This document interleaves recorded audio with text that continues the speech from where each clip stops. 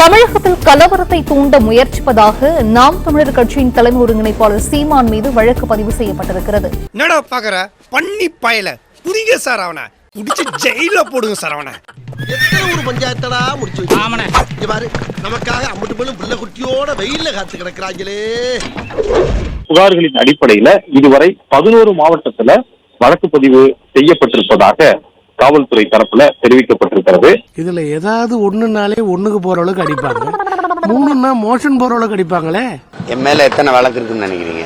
நீயே சொல்லு. இவனு ஈக்குவலா மைண்டம் பண்றானே. கூட 100 50 அதெல்லாம் இல்ல. எந்த வழக்கு போட்டாலும் அதை பத்தி கவலைப்பட தேசிய பாதுகாப்பு வழக்கே பார்த்து வெளியில வந்து நீ என்ன அவ்வளோ பெரிய அப்பாட்டாக்கிறா இல்ல அவ்வளோ பெரிய அப்பாட்டாக்கிறான்னு கேக்குற.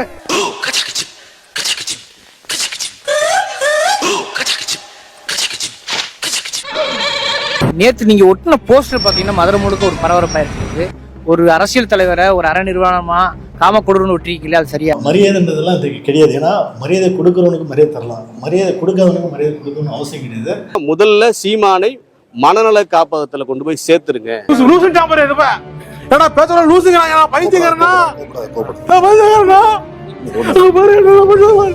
அண்ணா சீமான் அண்ணன் அவர்கள் வந்து அண்ணன் சொல்றது சிக்கிருக்காண்டா. பெரியார் அவர்கள் அது போல சொல்லவே இல்லையா? இது நான் சாயந்தரம் பேசுறேங்க. ஈவினிங் டெல்லிக்கு போகணும். டெல்லிக்கு லாரியில போறனா இதானே? எப்ப போனா என்ன? பெரியார் எங்க சொன்னாரு, எந்த புத்தகத்துல சொன்னாரு, அதற்கான எவிடன்ஸ் எல்லாம் நான் கொடுக்கறேன். மகனே செருப்ப காட்டி பிய அடிச்சு போடுவேன். சீமான் அண்ணன் சப்போர்ட் பண்ணி எவிடன்ஸ் நான் கொடுக்கறேன். நீயே ஒரு பிச்சைக்கார சொரி நாய், உனக்கு சொரிஞ்சு விடுற நாய் இந்த நாய். பிச்சைக்காரனுக்கு செக்யூரிட்டி பிச்சைக்காரன யூனிஃபார்ம் ரொம்ப பிரமாதம். ஆனா அண்ணன் சீமான் அவர்கள் பெரியார் அவங்க பேசியிருக்காங்கன்னு சொன்னதை எந்த புத்தகத்துல பெரியார் எழுதியிருக்காங்கிற எவிடன்ஸ் நான் கொடுக்கறேன். என் தலைவர் சிங்க வந்துட்டாடா, இவனை மட்டும் கார்கிலுக்கு ஒண்டி அனுப்புனா போறா, பனிமலை எரிமலையா மாறும்டா. ஸ்கிரீன்ல காட்டுற அந்த 4 பேஜையும், அந்த 4 பேஜ் இப்ப ஸ்கிரீன்ல தெரியுதா? இந்த 4 பேஜ்லயும் அந்த செய்தியே கிடையாது. அப்படி எப்படிங்க ஒருத்தர் பேசுவார்? வாழ்நாள் முழுக்க பெண்களின் உரிமைகளுக்காக போராடியவர். என்ன மனுஷனா நீ? எப்படி இப்படி முடியுது? அப்படினாலதான் ஒரு இல்லாத ஒண்ணு சொல்லாத ஒண்ணு இப்படி சொல்றேன்னா, அப்ப நீ அந்த மாரி இருந்த ஒரு நாயை தான் நினைக்கிறேன். ஓ, நீங்க ஒரு அசிங்கமான கிராஸா? எங்கடா சொன்னாரு? ஆதாரத்தை காட்டுங்கடா. ஆதாரம் இருக்கான்னு கேட்டா, இந்த நாம் தமிழர் ஆமக்குஞ்சில என்ன பண்ணணும், சோசியல் மீடியாவில் வந்து பார்த்தோன்னா இதை ஒரு சீட்டை வந்து போட்டு அதில் மாஃபிங் பண்ணி இதுதான் இதே பேர் அப்படின்றாங்க. ஆதாரம் புழுகுனி மூட்டை அவ்வளவு வாயை திறந்தா வரதெல்லாம் பொய் புழுகு. பெண்கள் பாக்குறாங்க, குழந்தைகள் பாக்குறாங்க. பெரியார் அவர்கள் ஒரு காலத்துல பேசினதெல்லாம் இன்னைக்கு நம்ம பேச ஆரம்பிச்சோம்னா மக்களுக்கு அருவருப்பு வந்துடும். ஏய் தூமபாடு வார்த்தைதான் சொல்ற போறேன் போங்கடா. அதை போன்ற சில வார்த்தைகள் அதுல இருக்கு. கையில கடிச்ச போன தொண்டை கடிச்சிடும். உன்னை யாருடா போய் சொல்ற? ஐயா, நான் தெரிஞ்சே போய் சொல்லிட்டேன். எங்களை தலைமை அப்படியே வளர்த்திருச்சு. நான் பகிரங்கமா மன்னிப்பு கேட்டுக்கிறேன். ஆனால் அண்ணன் சீமான் அவர்கள் சொன்னது சரிதான். அடங்கொம்மால என் மச்சான் அண்ணாமலைன்னு ஒருத்தன் தலைவரா இருக்கான். சோறு அதை பாதிலேயே ராஜினாமா பண்ணிட்டு ஓடி வந்த பொட்டை தமிழ்நாட்டுக்கு நீ தலைவர், நீ யார பாத்துறா பேசுற? ஆனால் என்னை பொறுத்தவரை பெரியார் அவர்கள் பேசி இருக்கிறாங்களா நீங்க கேட்டீங்கன்னா அது போன்று பேசி இருக்கின்றார். மானங்கட்டவன, உனக்கு அறிவு இல்லடா. அதற்கான ஆதாரத்தை நான் தர தயார் என்பதை பத்திரிகையாளர் சந்திப்பில் நான் சொல்றேன். அவன் தான் தப்பா பேசுறான்னு சொன்னா அந்த அண்ணாமலை லவடிக்கு பால் சொல்றான். நீ ஏன்ட்ட ஆதாரம் இருக்கு? அம்மா கிட்ட போய் கேளு, நீ அம்மாளுக்கு தான் பிறந்தியான்னு.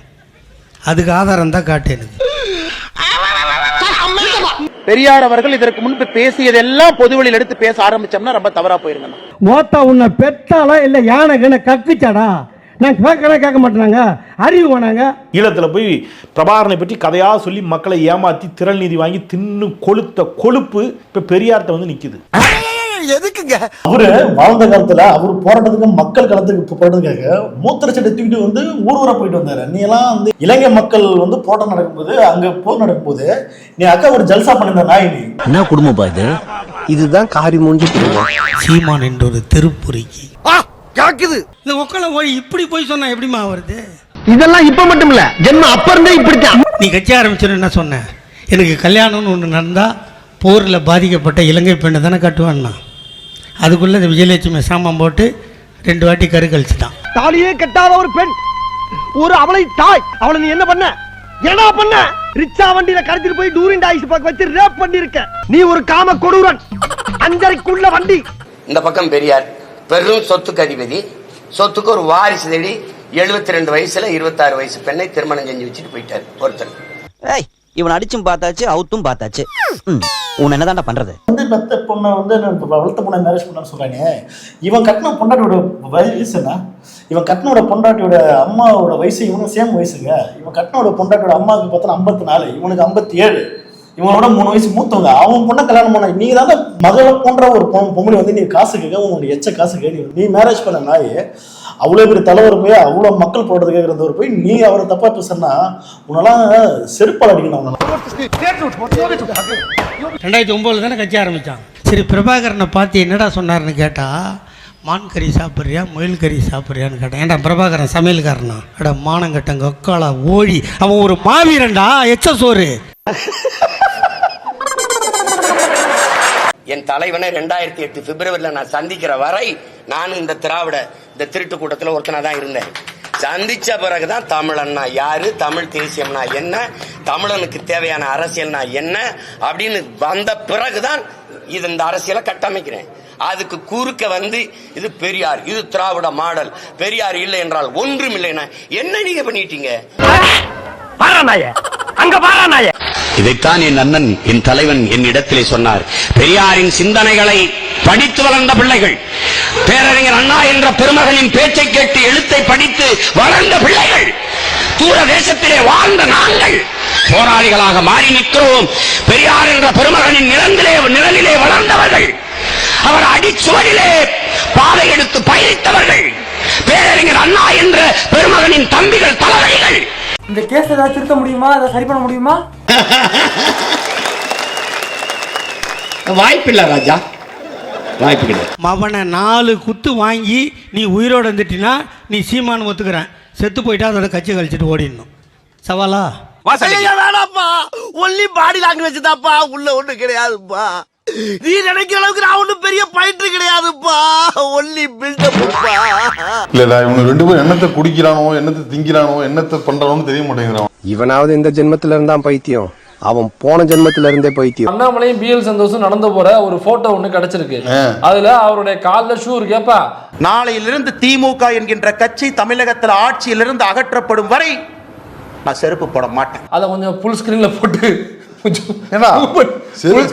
அப்படியே ஜூம் பண்ணி அவர் கால்ல உள்ள ஷூவை காமிங்க. நீ எல்லாம் ஒரு மனுஷன், இது உனக்கு கேவலமா இல்ல? ஏன் இந்த அப்ப அன்னைக்கு நீ பண்ண பிளே முழுக்க ஒரு டிராமா தானே, நாடகம் தானே அது? என்ன புழுகல, லேசா புழுனாவே கண்டுபிடிச்சிடறாங்கல்ல. அது சரி, அவங்க நம்ம வாயை பார்த்து வருஷக்கணக்கா பழகிட்டாங்கல்ல, கண்டுபிடிக்கத்தானே செய்வாங்க. ராஜா, ஒண்ணு சொல்றேன், நீ உத்தரப்பிரதேசல உள்ளது மாதிரி இங்க நினைச்சிட்டு வராத. தமிழ்நாட்டு மக்கள் ரொம்ப உஷாரு. கல்லால கண்ட இடத்துல அடிப்பாங்க. வந்துகிட்டு சவுக்கால் அடிச்சுக்கிற, சைக்கிள் ஓட்டுற, படுத்துக்கிட்டே சைக்கிள் ஓட்டுற, பல்லால ஒரு சைக்கிள் எடுத்துக்கிட்டு பைத்தியம்னு முத்திர குத்தி இருக்கிற வேலையை கேன்சல் பண்ணி ஊருக்கே திருப்பி அனுப்பிடுவாங்க. இதெல்லாம் எங்க ஊர்ல பண்ணினாங்க 2 ரூபா போடுவாங்க. நான் பிச்சைக்காரனா? பின்னா நீ லட்சக்காரனா? போடாவலியா? என் மொழியே இழிவு, அது ஒரு சனியா, அதை விட்டு ஒளின்னு சொன்ன அன்னைக்கு உங்க கோட்பாடு தெரிஞ்சு போச்சு. அவர் சொன்ன விதம் வேறடா. ஏண்டா, அவர் படிச்ச மொழி தமிழ் தான்டா, அவர் எழுதின மொழி தமிழா, பைத்தியக்காரனா? சங்கராச்சாரியர் வந்து தமிழ் வந்து நீட்ச பாஷன்னு சொல்லி பேச மாட்டான்னா, தமிழே பேச மாட்டேன்னு சொன்னா அவனை பத்தி கேட்க உங்களுக்கு எதனா ஒதுக்கு இருக்கா, வக்கு இருக்கா? அதை பத்தி கேட்க மாட்டேன். தமிழை காட்டுமான்னு சொல்லி தமிழை படிச்சு வர்ற அவரு, தமிழை கொண்டு போய் சேர்த்து வர போய் நீ வந்து தமிழை காட்டுமான்னு சொல்லி உனக்கு கூட வன்மை என்ன? பிஜேபியோட அஜெண்டா ஒன்று இருக்குல்ல, நீ பெரியாரை உடைச்சா மட்டும் தான் நம்மலாம் பிஜேபிலாம் உள்ள வர முடியும்னு சொல்லி பெரியாரோட ஒரு பெரிய மாய இது இருக்குல்ல, அந்த மாயை அடிச்சு காலி பண்ண. அப்படின்னா அவர் மீது தவறான பேரை கொண்டார், அவர் தமிழுக்கு எதிரான ஒரு ஆளை கொண்டார் அப்படின்னு ஒரு தொடர்ந்து சில விஷயம் பண்ற ஒரு ஆளு தான் நினைக்கிறேன். இதெல்லாம் ஒரு பொழப்பா பாஸ்? பெரியார் ஒரு சித்தாந்தம், பெரியார் ஒரு ஐடியாலஜி, அது வந்து எதோ இன்னைக்கு நேற்று வந்து போன மட்டும் இல்லை, இனி ஒரு காலங்களில் வந்து இது இருக்கும். மக்கள் சமமா வாழணும்னு நினைக்கிற எவனா இருந்தாலும் பெரிய சப்போர்ட் பண்ணி தான் ஆகணும். அது வந்து சப்போர்ட் பண்ண ஒரு மனநிலை வரும். ஏன்னா அப்படி தவறா அப்படி வந்து மக்கள் வந்து ஏற்றத்தாழ்வா நினைக்கணும், மக்கள் வந்து இவன் கீழே மேலே வாழ நினைக்கிற மட்டும்தான் பெரியார் வேண்டாம். அவனுடைய சமூகம் நல்லா இருக்குன்னு நினைக்கிறோம், எவனே பெரியார் தவறா பேச மாட்டான். அதுதான் இவனுக்கு இது. அப்புறம் என்ன ஆரம்பிக்க வேண்டியதானே? போயிட்டா ஆஹா, துண்ட தோல்ல வர்ற மாதிரியே தூக்கி போட்டு போறானே, என்ன பண்ண போறானோ? ஸ்டார்ட் பண்ணு.